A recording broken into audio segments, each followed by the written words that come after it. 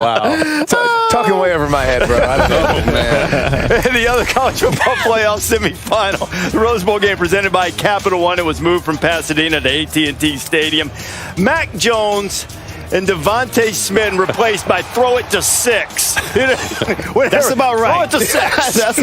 Jump up there, be so agile and athletic, and cleared him too. And pushed him by. That was 6 feet tall. What, somewhere Megan Rappaport was smiling. Right? Look at that. Yeah. All night, I think they were just Notre Dame's defense just overwhelmed by Alabama's speed, athleticism, size. You think if you played two-hand touch, Des, they could have got DeVonta Smith? No, I don't think so. I don't think so. I don't think if they played two-hand touch, they could have got him. No chance. And by the way, that's a touchdown in the league. That's a Sunday catch. This kid's going to be special. 31-14 tied, wins the Rose Bowl. It's always an honor to say you won a playoff game and won a Rose Bowl, which is, got great tradition. And our players are excited about that, and they've earned the right now to play in the national championship game. I've always said this, and they make me look a lot better than I am. I'm not very athletic. I just try and get the ball to the right people. We have the best offense, in the country in our mind, but we have to prove that every week and every snap. So you can't base things off the past. We gotta fix what we gotta fix and move on. Mac Jones, you know what? Understated. He's been terrific. He has executed brilliantly, and you have 3 of the top 5 vote getters in the Heisman Trophy race, which will be announced Tuesday night. Jones threw 5 incompletions and 4 touchdowns, just under 300. Smith over 100 receiving and 3 scores again. Najee with 125 yards. And, you watch this, and I think you forget sometimes that maybe their most dynamic weapon was Jalen Waddle, and he lost it for the season. And still Steve Sarkisian's been able to find other toys and other tools to make 2 All-Americans and ho-hum, they're going into the national championship game. I spoke to Sark right before we got on set, my former coordinator at USC, and I said, what happened? No 50-point game. Are you in the doghouse with Saban? What's the deal? He said, bro, we only ran 50 plays, and dang, that reverse, I hated that call. So that's how competitive he is. That's how much he wants to win, and that's why his quarterback's playing so well, because he's instilled that in him. When you watch their play-action game, these guys are on fire. Mac Jones is surgical in his approach, and Sark does so much pre-snap, moving guys around in their positions, letting DeVonta Smith take 2 players and reminding Mac Jones you don't have to force it to number 6. He can be a decoy at times as well. And then when he's one-on-one, that's when you use your matchup of DeVonta Smith. They can't cover this guy. You nailed it, Pollock. 2-hand touch, they wouldn't have touched him, and that's a Sunday catch. They know where to go with the ball. Mac Jones, 10 touchdowns, 1 interception on balls over 30 yards down the field. That means he has the discernment and judgment of when to check it down. And when he checks it down, it's Najee Harris, man. It ain't a bad deal. But and he referenced, not us, that he wasn't athletic. But he knows exactly what to do. Exactly. And he will scramble at times, but that's the biggest thing. Sark draws up the best plays in the business, and he wants you to take a shot, and he wants you to take advantage of coverage. But if it's not there, he'll just dump it down. He'll be very patient, and that's. Yeah. I know that sounds like really simple, like that's what you're supposed to do. But you put up these numbers, you want to go get more numbers and make big plays. He plays within himself the whole time. He knows exactly who he is. He told you who he was, and he wasn't real worried about it. So it's unbelievable to watch this offense. I didn't think we'd see last year's offense again, like Joe Burrow and that kind of efficiency. Yeah. I mean, we're seeing it again at Alabama. Impressive. The thing about Mac Jones is he said it himself, I'm not very athletic, but they do a tremendous job protecting this young man. I mean, it's like he's never on the ground. Like, I don't think they send his jersey out to the laundry unless it's for sweat stains. Like, no grass stains or anything. He's never touched. He's such a clean guy in the pocket. And then he sits back there and just surveillances the whole defense. He got all these weapons. Like I said, RD said it.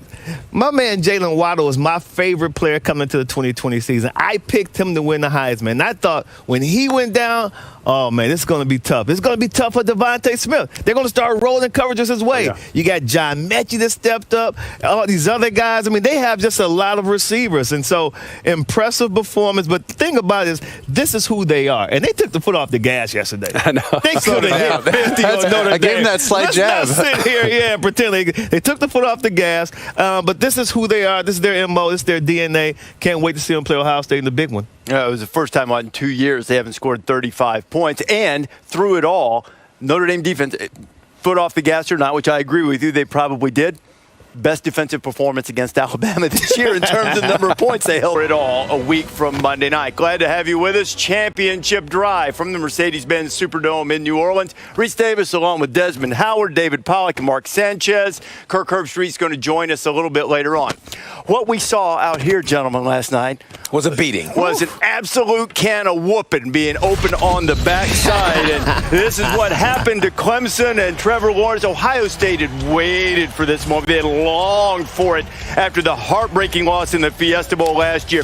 What is the old adage in football? The tight end is always open, Desmond. Justin Fields or Jeremy Rucker? I tell you what, Jeremy Rucker, Luke Farrell combined for 5 catches, but 3 of those catches touchdowns. I think they just set the tone early with the tight ends. It's 21-14. Justin Fields scrambling. And look at the hit from James Skalski. Ruled targeting. Skalski, the leader of the Clemson defense, is ejected. Second straight year in this building in playoff game, and he's been kicked out for targeting. Top of the helmet, right to the ribs. But Justin Fields, how about this? Goes out. You could tell was in big pain, wincing. Comes back in the game. Look at that. Listen. I just threw a touchdown pass. I'm going to need some medicine, all right? I ain't feeling real good. They got some magic juice in that red tin, right. baby. Well, whatever it was, it worked for Fields. He just kept spinning the magic bean. 35-14 after a big second quarter. Now, it looked as if maybe Clemson was going to get back in this thing, Mark, but Fields finds his guy, Chris Olave. Oh, he sure does. This is his favorite target, and you could tell he was missing him in that Northwestern game in the Big Ten Championship. He took full advantage last night. Justin Fields, if he has to do a Peloton ride, it's going to be tough. Can't get on the bike. However, if he wants to throw a touchdown pass to Jamison Williams, now that he can do. 6 touchdowns for Fields. The Buckeyes roll 49-28. You know, in life, you don't typically get an opportunity to have a second chance. You can't miss the second time. So I don't know what we're more excited about, the fact that we have a chance to play for a national championship or the fact that we avenged that loss. Of course, I wasn't really able to run, or it would really hurt every time I threw the ball. So I would just, not really worried about that during the play and just deal with the pain after the throw. What does he do? He goes out and throws 6 touchdown passes, takes a really tough hit. And he just looked at me and I said, how you doing? Are you going to be able to make it? He goes, I don't have a choice. I have to. What a gutsy performance. What a tough and special young man Justin Fields is.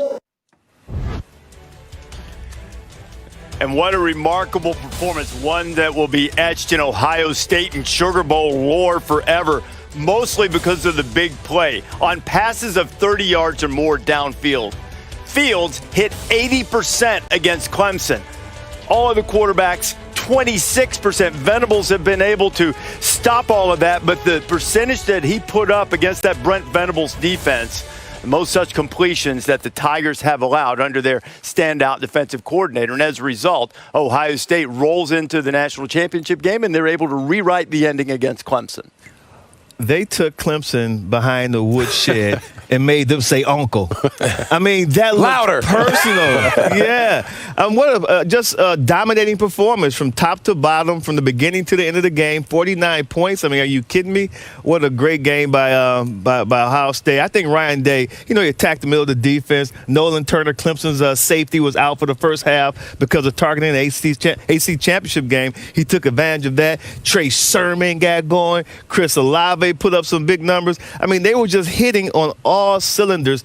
The only thing I want to know is this who they are, or is that a one-off? Because we hadn't seen that the whole year.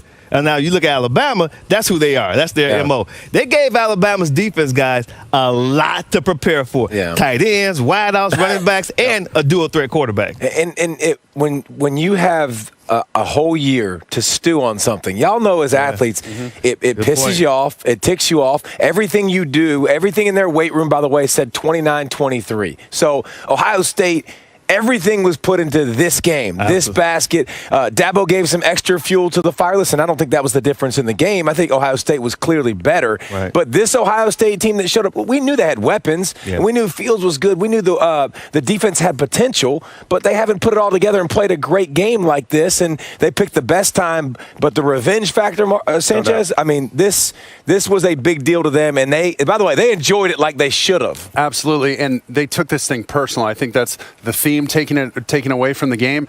But if you notice, when they signaled plays in, this was a big deal coming into the game, these signals, right? Yeah. They got up to the line of scrimmage fast. They did the muddle huddle a couple times, and they hit them quick, early, and often with these deep strikes down the field. And then the other thing I really saw from Justin Fields, everybody was